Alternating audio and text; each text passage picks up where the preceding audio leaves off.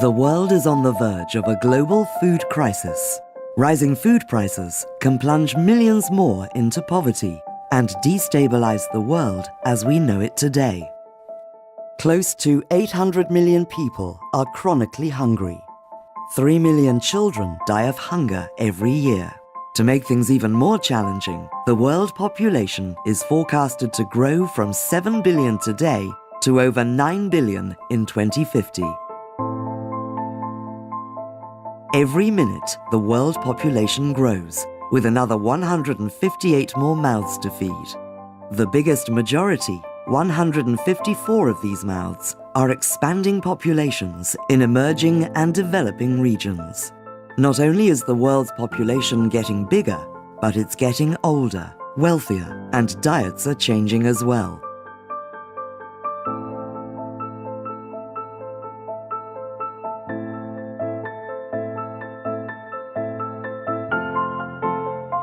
Every 20 years, the number of people depending on one farmer will double.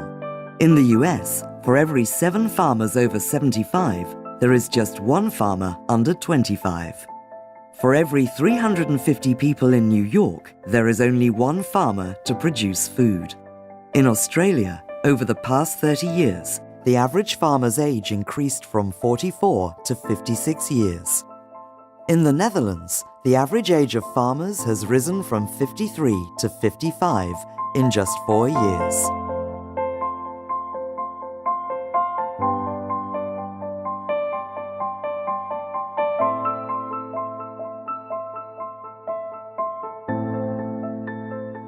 If we continue consuming as we are today, we will need the equivalent of 2 planets Earth before 2040. If everyone lives like an average resident in the Western world, a total of up to 4 planets Earth would be needed to regenerate humanity's annual demand on nature. 1/3 to half of globally produced food is wasted, an amount big enough to feed 2 billion people. While in developed regions, a significant share of this usually gets wasted on the end consumer side, in developing regions, food waste occurs through poor infrastructure before it even reaches a consumer.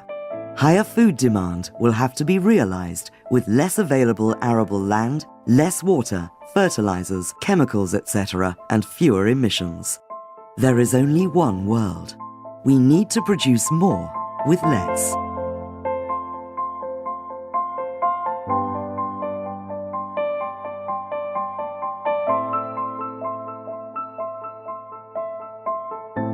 Productivity gain of major commodities has slowed down to 0.75% per year. To meet rising demand, it should be at least 1.2%. The last 20 years, productivity growth for wheat decreased to 0.5% per annum. A similar trend holds true for rice, so the 2 most important staple crops in the world have had almost flat yield increases due to a lack of sufficient investments. We have entered an era of scarcity with higher and more volatile prices, and the battle for agri-commodities will only intensify.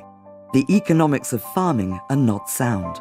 Although prices are rising, farmers' margins have improved much less than prices of agri-commodities would suggest.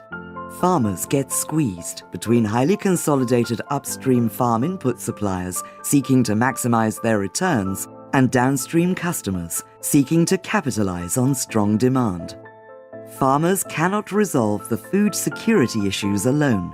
This is a shared responsibility of global consumers, retailers, producers, traders, governments, academics, banks, and farmers.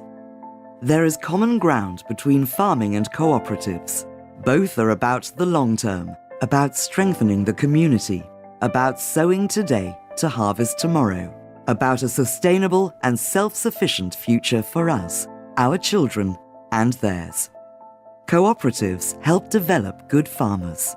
Good farmers feed the future. Good farmers have the future.